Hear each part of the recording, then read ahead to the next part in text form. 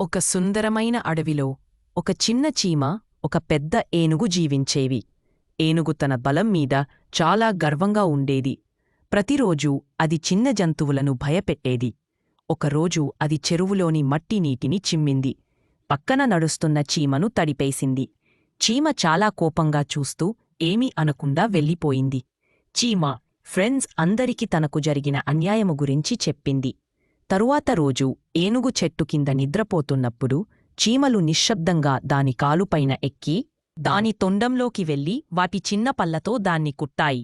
ఏనుగు గట్టిగా అరుస్తూ తలను ఊపుతూ దయచేసి ఆపండి, ఆపండి, నేను తప్పు చేశాను అని వేడుకుంది. చీమలు బయటకు వచ్చేయి.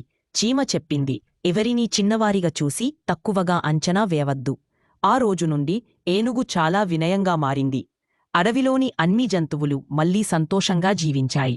ఈ కథ చెబుతున్న నీతి, ఎవరినీ చిన్నవారిగా చూసి తక్కువగా అంచనా వేయవద్దు. దయే నిజమైన బలం.